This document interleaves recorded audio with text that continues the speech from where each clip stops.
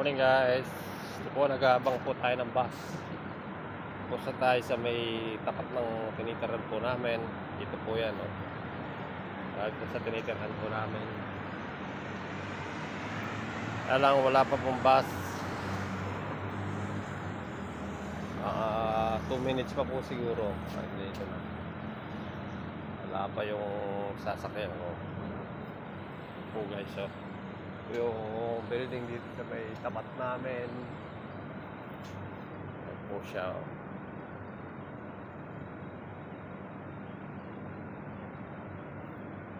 Aga pa po kasi kaya wala pa yung bus ko na sasakyan.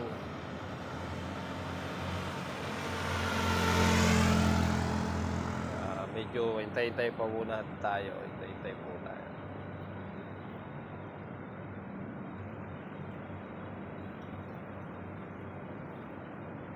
Lapit na po lapit na ang Pasko guys. 2 months na lang po Pasko na. Almost na lang 60 days Pasko na naman po. Magpapalit na naman po ng taon at tatanda na naman po tayo.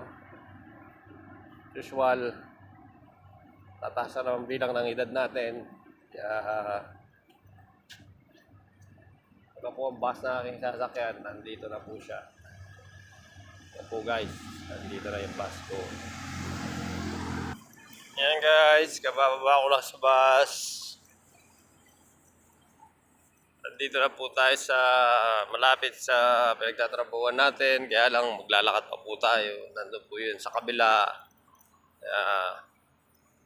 Ito po guys, lakad na tayo.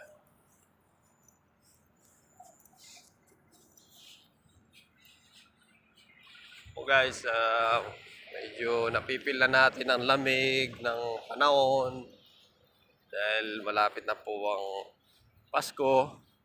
Winter na naman po. Ilabas na po ang mga jacket, mga bonnet, mga gloves, mga high boots, mga ganun po.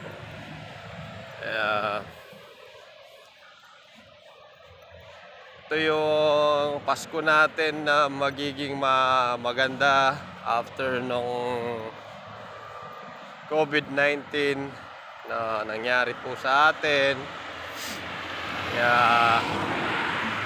pagpasalamat na po natin at nakaraos na po tayo dun sa po pandemic na nangyari po sa atin. Marami pong nawalan ng trabaho.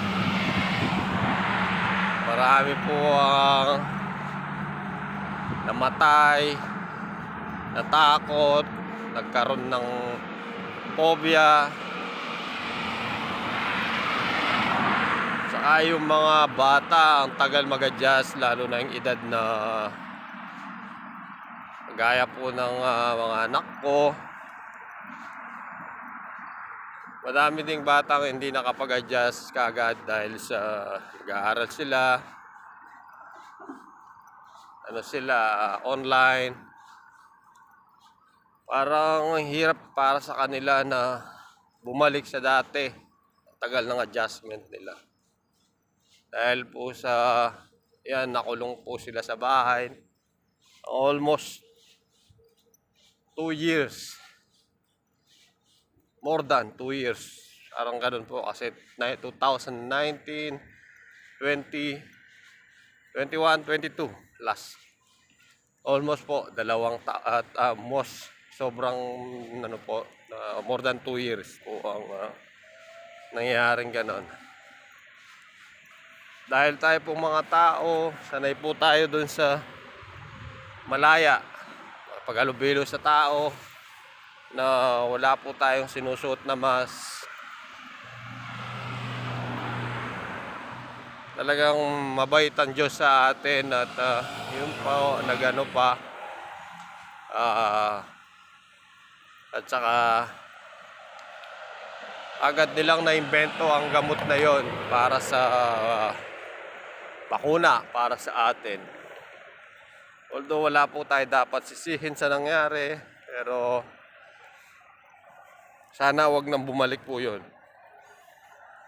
At kung man babalik po yun, dapat handa na po tayo. Nakahanda na. Sana sa susunod na henerasyon ng mga anak natin, sana wala po silang danasin na ganun. At sana nakahanda na po sila. Nakahanda na po sa ganung mangyayari. Dahil po kapag hindi ka po handa, kagaya po nung nangyari na yon sa atin, is parang isa po siyang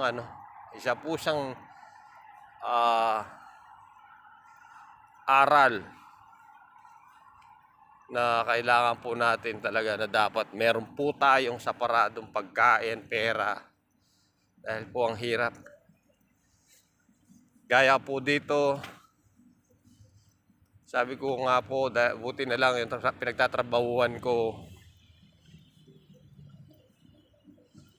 tuloy-tuloy pa rin po ang pinapasahod po nila sa amin.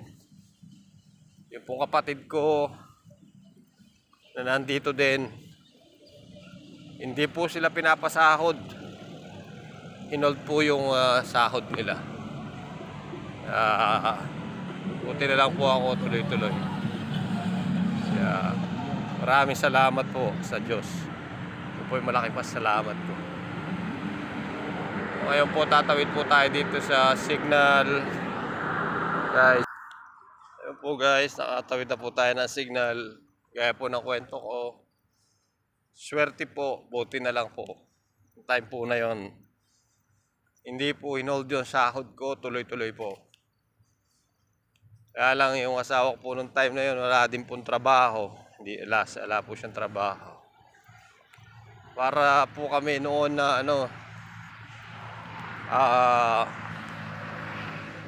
nagpapalimos sa mga nagbibigay po ng ayuda sa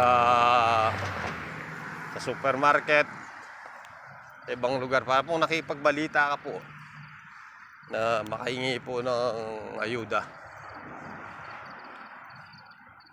Tsaka po dun sa embassy po natin dito, yun, naghihingi po kami. O binibigay po namin pangalan namin sa parang ahensya po ng dito, gobyerno, na nagbibigay po kami ng mga number sa kanila. O yung Emirates ID namin, yung time na yun. And then, siyempre pati yung PCR, naghahanap ka ng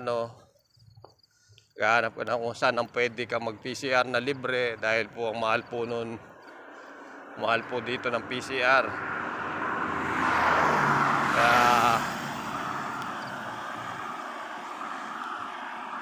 Kaya nakikibalita ka kung saan. Buti na lang dito po sa amin, libre. Pati po yung asawa ko, yung anak ko, dadala ko po sila dito para na ma-PCR lagi. Although hindi naman po sila nagkaroon ng time na yon ng COVID. Kami po mag-asawa nagkaroon, kasi dahil po exposed po ako, exposed din siya. Actually hindi po siya nahawa sa akin. Sa labas, sa akin po siya nahawa yung time na yon.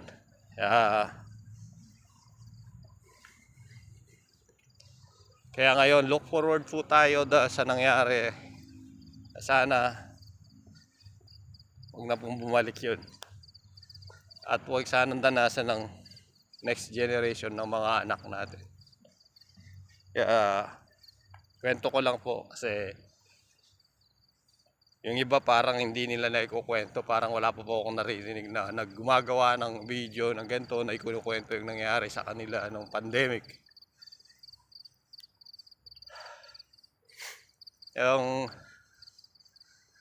Hindi ko na po sabing gabi-gabi, nagdarasal po ako, pero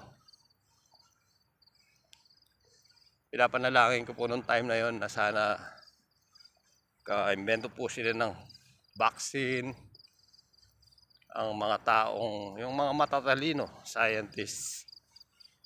At parang sa pagdarasal ko, gusto kong kausapin na talagang malapitan ng Diyos nung time na yon, na sana matapos na yung itong ganitong nangyari sa mundo.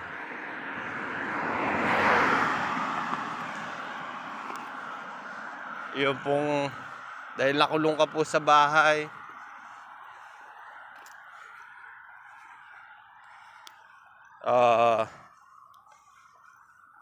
nanonood ka po ng Netflix. Natapos ko po ang Walking Dead sa isang linggo. Buong gabi nanonood po ako. Sana kung time na yun, binidyo ko po sana yung mga, ano yun, kung alam ko lang po. Kaya, we are so grateful. Sinave pa rin tayo ng Diyos. Kaya pasalamat po tayo. Maraming salamat po, Lord, sa ginawa pong save po sa atin. Mahal po tayo talaga ng Diyos. Kaya, maraming salamat po. Maraming salamat po sa panonood. Sana po meron po kayong napulot. At sana yung manonood po, pwede pong mag-comment at mag-like po din. Kaya, maraming salamat po sa lahat. And God bless po. Gandang umaga po. Paalam.